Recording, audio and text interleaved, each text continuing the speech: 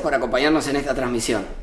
Antes de comenzar, querríamos compartir contigo algunos materiales sobre el tema de hoy que podrían resultar de interés. En el chat te vamos a dejar los enlaces. Primera llamada.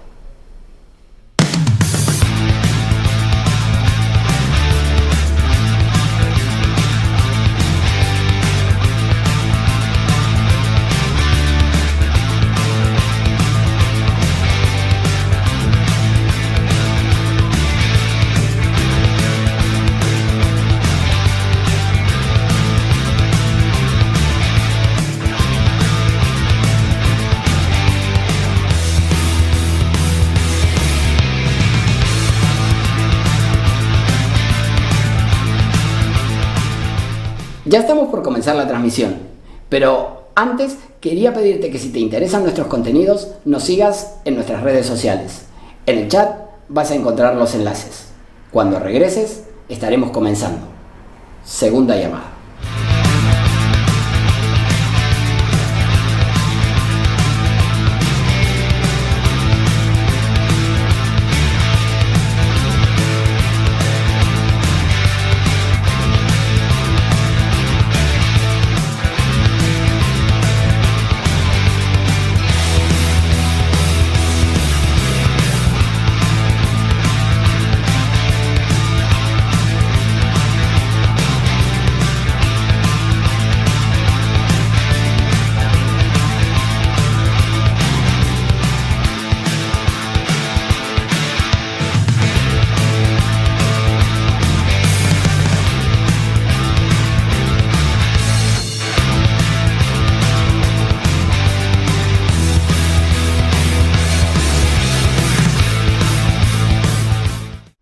Esta es la tercera llamada. Comencemos de una vez.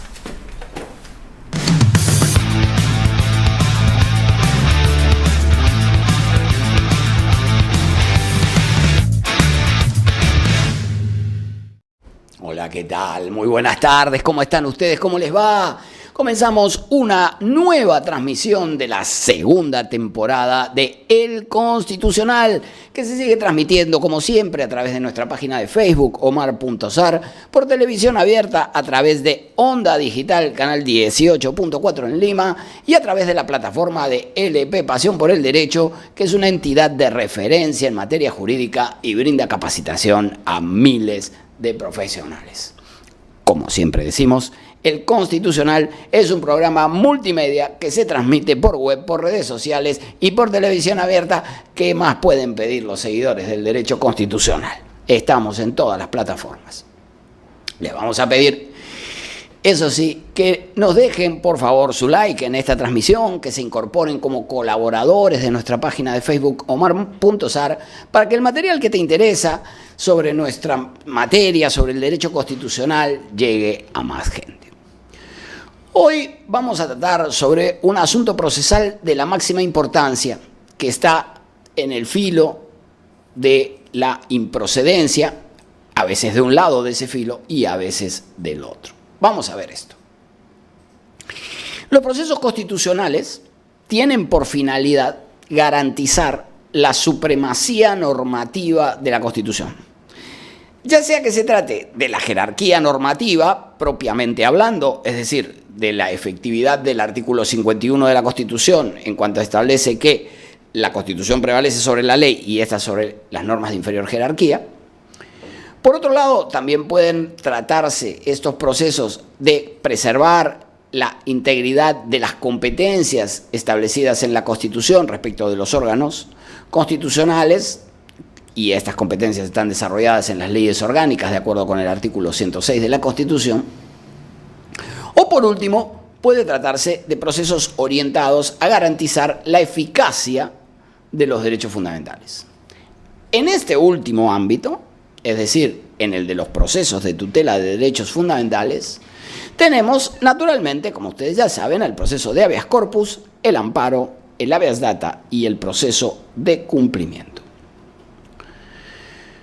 De acuerdo con el artículo 1 del Código Procesal Constitucional, los procesos a los que se refiere el presente título, es decir, el de las disposiciones generales de estos 4 procesos de tutela de derechos a los que hacíamos referencia, ¿no? Entonces, los procesos a los que se refiere el presente título tienen por finalidad, vamos a ver cuál es la finalidad concretamente, de proteger los derechos constitucionales, ya lo dijimos, ya sea de naturaleza individual o colectiva, añade el legislador en el Código Procesal Constitucional, esto es decir, proceden amparos colectivos, por ejemplo, para la tutela de derechos como sindicalización, como por ejemplo negociación colectiva, como por ejemplo la conservación del medio ambiente sano y equilibrado para el desarrollo de la vida, etcétera, ¿no? Es decir, pueden ser demandas individuales o amparos colectivos,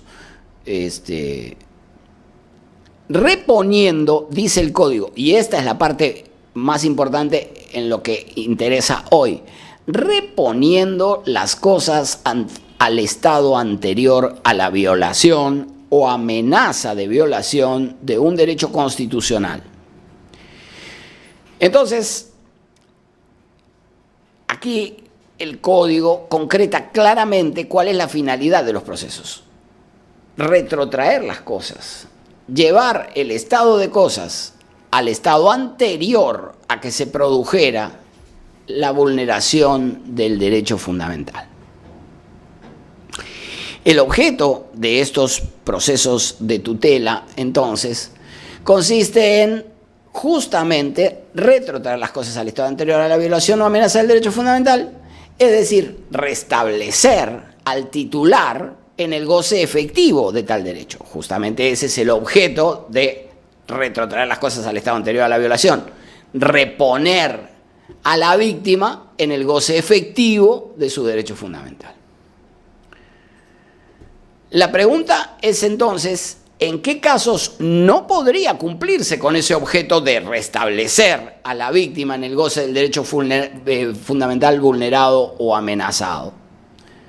O lo que es lo mismo, ¿en qué casos puede sostenerse que se ha producido la sustracción de la materia? Lo que quiero subrayar, entonces, para la clase de hoy, es que sustracción de la materia resulta sinónimo de irreversibilidad de la afectación a los derechos fundamentales de la víctima.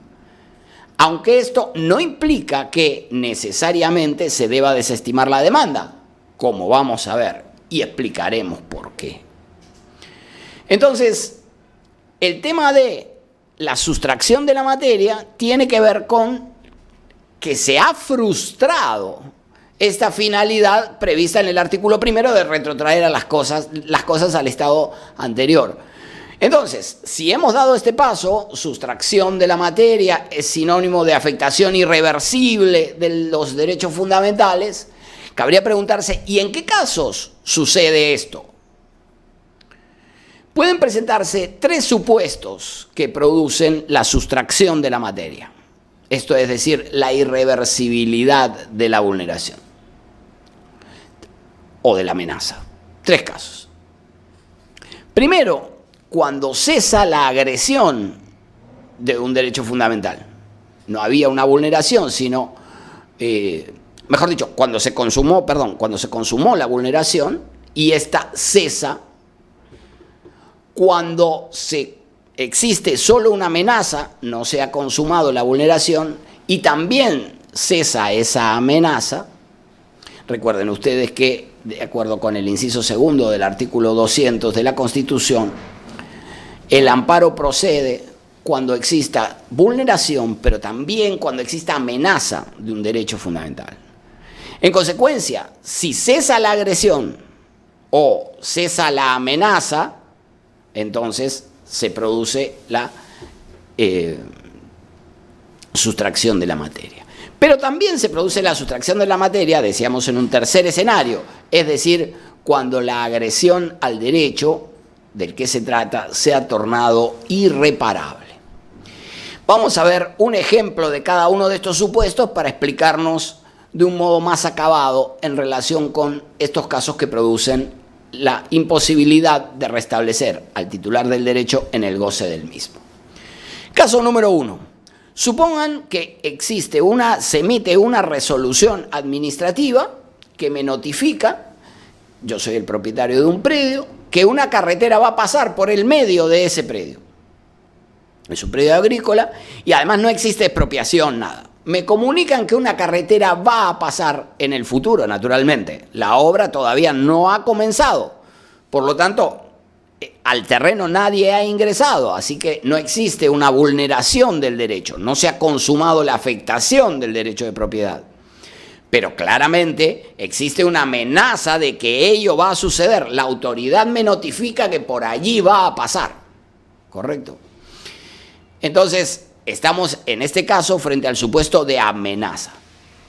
Si la administración que emitió, el órgano administrativo que emitió esa resolución, la deja sin efecto voluntariamente, esa resolución, entonces, si deja sin efecto esa resolución, entonces se produce la sustracción de la materia. ¿Y por qué? Porque ha cesado la amenaza.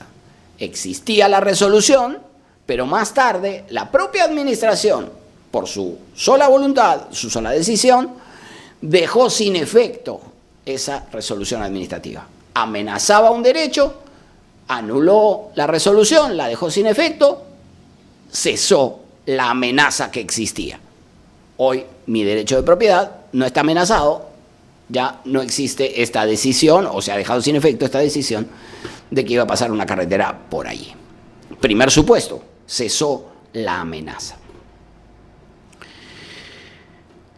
Segundo supuesto, supongan que una persona, por ejemplo, es detenida arbitrariamente, es decir, sin orden judicial, sin que exista flagrancia y sin que exista investigación del delito. En este caso, evidentemente, no hay una mera amenaza, sino que se ha consumado la vulneración del derecho a la libertad personal. Y escogemos este ejemplo para demostrar que este tema de la sustracción de la materia aplica tanto al ámbito del proceso de amparo como al proceso de habeas corpus, ¿verdad? Entonces, si la persona fue detenida arbitrariamente, salvo los supuestos de privación legal, legítima de la libertad personal, salvo esos supuestos, si la persona está privada entonces arbitrariamente de libertad y es puesta en libertad voluntariamente por la autoridad que ejecutó esa medida, entonces ha cesado la vulneración. Pero aquí no existía una mera amenaza como en el caso de la resolución administrativa. En el caso de la resolución administrativa no habían ingresado al terreno, no se había afectado materialmente la propiedad. Mi terreno agrícola quedó sin tocar. Existió durante un periodo, mientras estuvo vigente la resolución, que me notificaron una amenaza. En cambio, en el caso de la detención que acabamos de narrar, se ha consumado la vulneración cuando la persona está detenida. Si esta persona que estaba detenida es puesta en libertad, en consecuencia ha cesado la vulneración del derecho. Aquí tenemos entonces los dos primeros ejemplos. Cesó la vulneración del derecho, el caso de la libertad personal, o cesó la amenaza, el caso de la resolución administrativa. Y decíamos que puede presentarse un tercer supuesto. Supongan el caso de un alcalde que plantea una demanda de amparo contra la decisión del Jurado Nacional de Elecciones que declaró su vacancia. ¿Correcto? Estamos en un contexto en este mismo momento de un proceso electoral. Por ejemplo, supongan que una autoridad municipal es vacada. Si antes de que se resuelva ese proceso de amparo que ha planteado la autoridad concluye el mandato, entonces ya no existirá posibilidad de que se lo restablezca en el cargo, que era lo que pretendía por medio del amparo, ¿verdad? Ni aun cuando se declare fundada la demanda, ¿verdad? Es decir, como ha concluido su periodo, ya no habrá posibilidad de restablecerlo, ya no habrá posibilidad de reponerlo. Y no porque haya cesado la agresión. Supongamos que el jurado no ha dejado sin efecto su resolución, la resolución sigue vigente, pero como ha vencido el plazo del mandato, en consecuencia ya no se lo puede reponer, ¿verdad? Entonces, en este caso, se habrá producido la sustracción de la materia, pero no porque haya cesado la vulneración, al menos alegada por el demandante, no porque haya cesado la presunta vulneración, sino porque la afectación se ha tornado irreparable, sencillamente ha vencido el plazo de su mandato y por lo tanto ha dejado de ejercer el cargo y no se lo podría restablecer en el ejercicio del mismo. Entonces, hemos ejemplificado así hemos explicado qué es la sustracción de la materia, esto es decir, irreparabilidad, y también en qué casos se produce la sustracción de la materia. Hemos dicho, cesa la amenaza, cesa la vulneración o se torna irreparable. Y hemos ejemplificado cada uno de esos supuestos. El Tribunal Constitucional, dentro de la lógica descrita, tiene resuelto que la sustracción de la materia puede configurarse tanto en los casos de cese de la afectación o amenaza como en los de irreparabilidad de la afectación de los derechos. Esto es decir, se puede presentar la sustracción de la materia en cualquiera de los tres escenarios que hemos descrito. Mientras que en el primer supuesto, esto es decir, cuando cesa la afectación o la amenaza, la conducta violatoria ha quedado superada por voluntad de la propia autoridad, ¿correcto? Deja sin efecto la resolución administrativa, pone en libertad a quien está detenido arbitrariamente, es decir, cesó la amenaza o cesó la vulneración. Entonces, aquí hay una actitud, una decisión voluntaria de dejar sin efecto el acto que amenazaba o vulneraba el derecho fundamental. Entonces, ha quedado superada la situación por la actitud del funcionario o persona emplazada. En el otro caso, en cambio, es decir, en el de la irreparabilidad, los derechos invocados se han visto irreversiblemente afectados, lo cual imposibilita reponerlos a su estado primigenio, como ya hemos indicado. Es decir, no existe una decisión del órgano de dejar sin efecto el acto sigue en pie, solo que no se puede, por circunstancias fácticas, no se puede restablecer las cosas al estado anterior. ¿Sí? Esto lo ejemplificamos con el vencimiento del mandato. Otro ejemplo de irreparabilidad. Una señora inscribe un niño en la escuela y le exigen como requisito acta de matrimonio. La señora dice que esto constituye una afectación del derecho a la educación de su hijo. Y claro, plantea su demanda hacia fines del año, que es cuando llevó a cabo el proceso de matrícula. Obviamente, cuando iniciaron las clases, se produjo la sustracción de la materia, por cuanto la discusión mediante el amparo era la de que se admita al niño en la escuela, que cese la vulneración de su derecho de acceder a la educación, ¿correcto? Entonces, en este caso, cuando comenzó el año escolar, se ha producido la sustracción de la materia. Luego vamos a ver qué efecto produce la sustracción de la materia. Estamos explicando qué es, ¿correcto? Y en qué supuestos se presenta. Pero luego vamos a ver qué efecto tiene esto.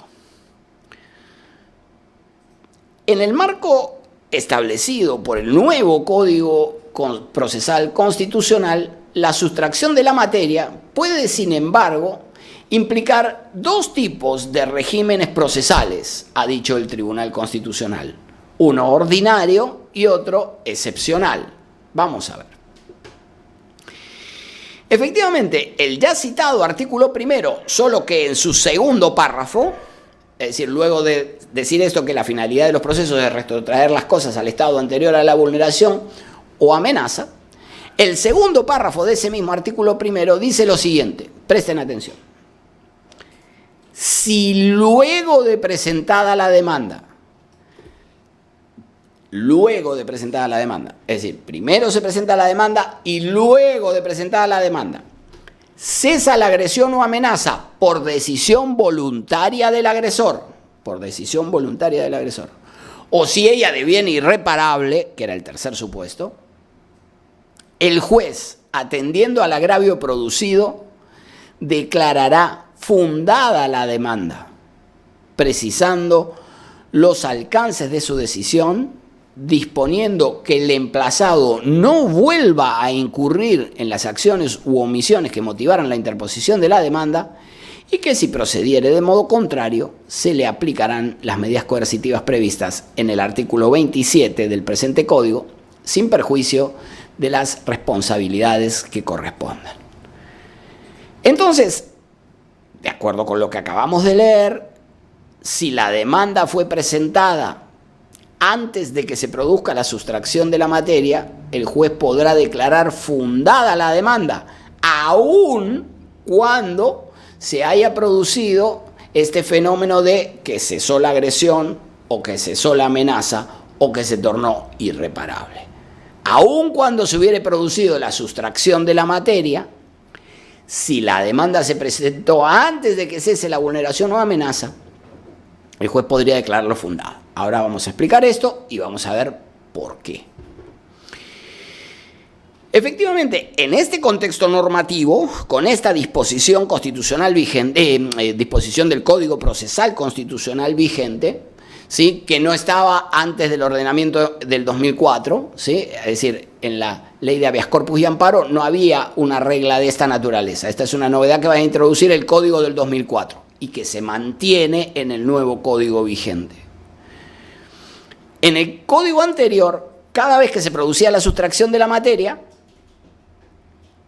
se declaraba improcedente la demanda. Entonces, imaginen ustedes que yo tengo un vecino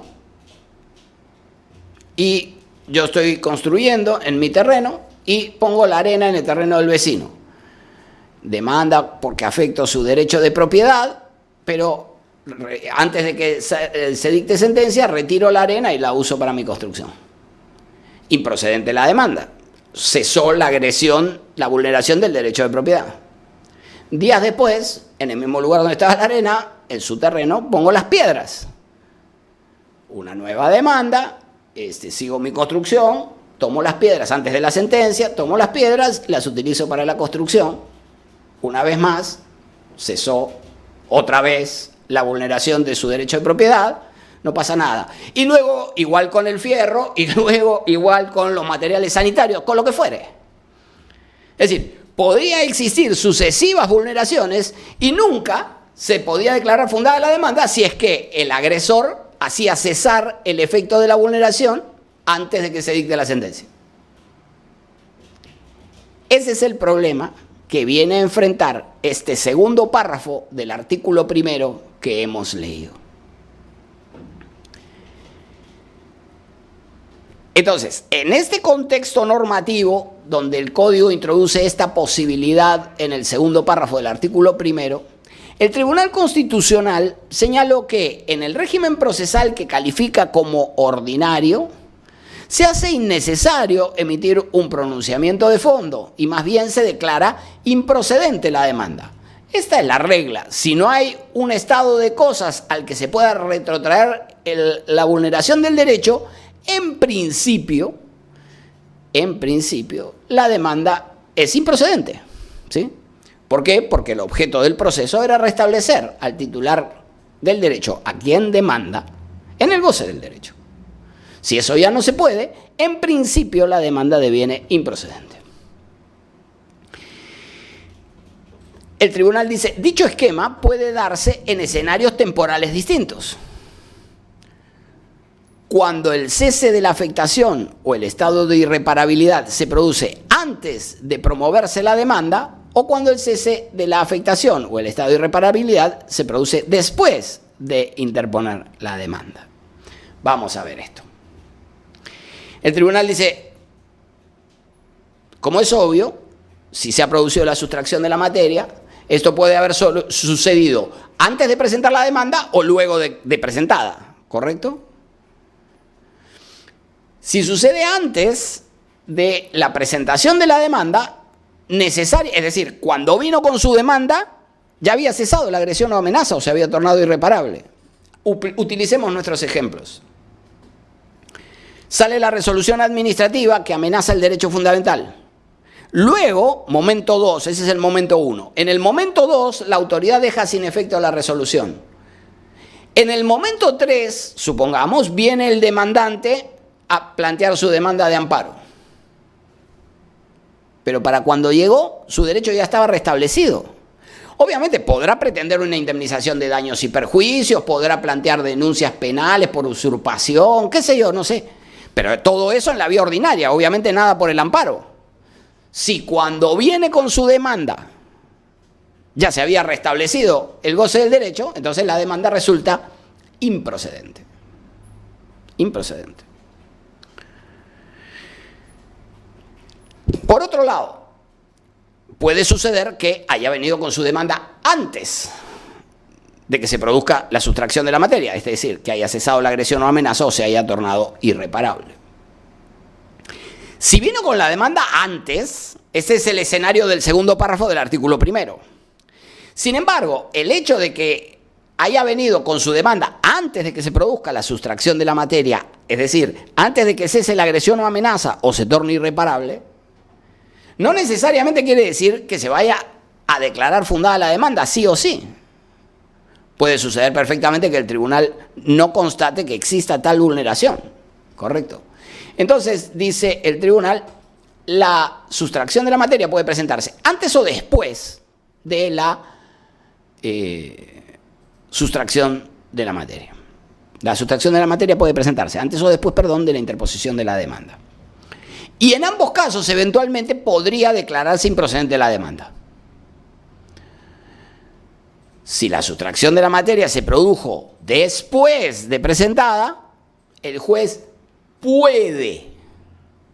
tiene la posibilidad, insisto, no es mecánico, no es que se presentó la demanda, luego cesa la agresión o amenaza, fundada la demanda. No funciona así.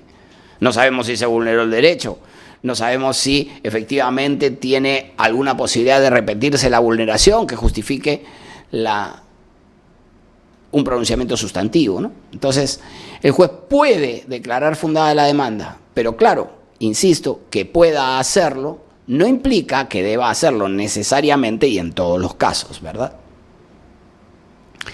Si por el contrario se evidencia la improcedencia de la demanda, aun cuando hubiese sido presentada antes de la sustracción de la materia, entonces de todas maneras corresponderá declarar improcedente la demanda. Ahora bien, si la sustracción de la materia se produjo antes de presentar la demanda, entonces, como ya dijimos, esta es improcedente sí o sí, aunque ya no esté vigente la causal de improcedencia específica que preveía el antiguo código en el 5.5 del Código Procesal Constitucional, en el artículo 5.5. Hoy, aquella disposición del 5.5 que decía es improcedente la demanda cuando se presenta la sustracción de la materia, no se ha incluido en la numeración del artículo 7. Pero sin embargo, si como digo, cuando el demandante, usemos el ejemplo del habeas corpus, plantea su demanda de habeas corpus, pero ya había sido puesto en libertad, si ya se había restablecido en el goce de su derecho fundamental, la demanda de habeas corpus evidentemente no tiene ningún sentido, ¿verdad? Una vez más, podrá pretender una indemnización, podrá formular denuncias contra los autores de la detención arbitraria por abuso de autoridad o por secuestro, qué sé yo, lo que fuere. Pero todo eso naturalmente en la vía ordinaria. Con el habeas corpus, si presenta la demanda luego de que se produjo la sustracción de la materia, es evidente que no hay nada que hacer. Lo mismo si se tornó irreparable, venció el mandato del alcalde, viene a presentar su demanda para que lo repongan, no tiene ningún sentido, no hay dónde reponerlo. Sencillamente se cumplió el periodo. Si viene después de que se produjo la sustracción de la materia, después de que se tornó irreparable, evidentemente la demanda en el proceso constitucional carece por completo de sentido y debe ser declarada sí o sí, aquí sí que no hay discusión ni opción, debe ser declarada improcedente, aun cuando no esté previsto en una causal de improcedencia como la del 5.5. ¿Por qué? Porque el objeto del proceso, como ya hemos leído en el primer párrafo del artículo 1, es el de restablecer las cosas al estado anterior. Y como esto es materialmente imposible, si vino después de que se ha producido la sustracción de la materia, en consecuencia, corresponde declarar improcedente la demanda. Por el contrario, dice el Tribunal Constitucional, También existe un régimen procesal al que califica como excepcional y opera cuando, sin perjuicio de declararse la sustracción de la materia, se hace pertinente emitir un pronunciamiento sobre el fondo de la controversia, habida cuenta de la magnitud del agravio producido. Este es el caso en el que se declarará fundada la demanda de conformidad con la previsión contenida en el ya leído segundo párrafo del artículo 1 del Código Procesal Constitucional. Y cabría preguntarse, y si no se puede restablecer las cosas del estado anterior, ¿para qué se declara fundada la demanda? Es cierto, la sustracción de la materia se produjo después de interpuesta la demanda, es decir, cuando él vino no es que había cesado la agresión o amenaza, ok, muy bien, eso lo entiendo. Pero ¿para qué? Pues con la finalidad de exhortar al emplazado a fin de que no se repitan en el futuro actos violatorios de la misma naturaleza. Vamos a retomar el caso de los ejemplos que hemos utilizado. Supongan ahora que la detención arbitraria se produjo antes de interponer, se produjo una detención arbitraria, se interpuso luego la demanda y con posterioridad a la interposición de la demanda cesó la agresión o amenaza. Es decir, se produjo la sustracción de la materia. El tribunal dijo, fundada la demanda, este señor ya está en libertad, pero sin embargo hay que apercibir a los funcionarios que llevaron a cabo este procedimiento para que no vuelvan a incurrir en una vulneración de esta naturaleza en el futuro. Otro caso en el que se presentó la sustracción de la materia fue en el del niño y el acceso a la educación que ya hemos narrado, efectivamente. La madre del niño presentó su demanda de amparo antes de que inicie el año escolar, es decir, antes de que se torne irreparable. Pero lamentablemente el proceso de amparo duró más, ¿sí? De hecho, la sentencia salió cuando el niño tenía barba. No, mentira, no tenía barba, pero casi.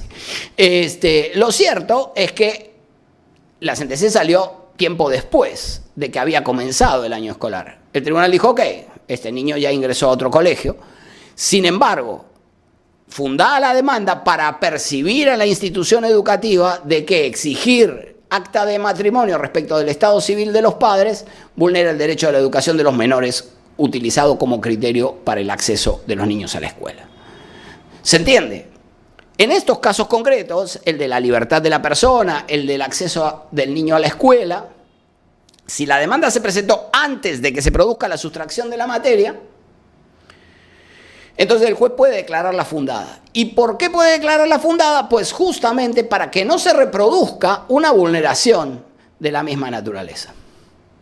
En nuestra página de Facebook, Omar.Sar, van a encontrar unos gráficos que hemos elaborado para describir justamente esta situación. ¿Verdad? Si la secuencia es vulneración del derecho, demanda, sustracción de la materia, se puede eventualmente emitir un pronunciamiento sustantivo si es que se constata la vulneración.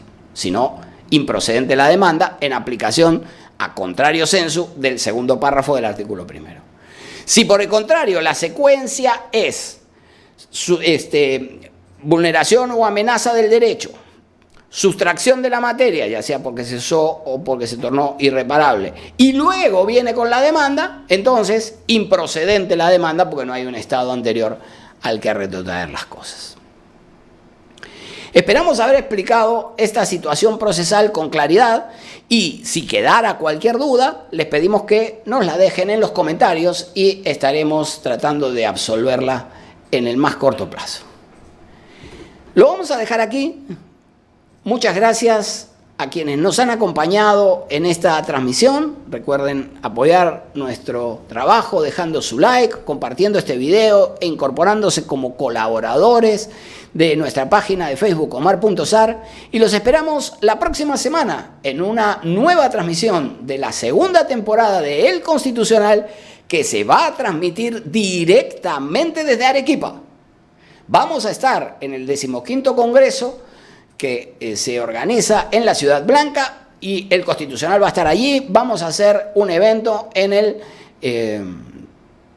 en la filial sur de la Universidad de San Martín de Porres. Vamos a estar allí, vamos a impartir algunas conferencias, vamos a participar en la Feria del Libro, así que a todos nuestros seguidores, a la gente de El Constitucional, a todos los interesados en el derecho constitucional en Arequipa, mucha atención, vamos a ir publicando los horarios y los lugares donde vamos a ir desarrollando actividades, pero vamos a tener una actividad muy intensa en la ciudad de Arequipa a partir del día 21 que vamos a estar por allá.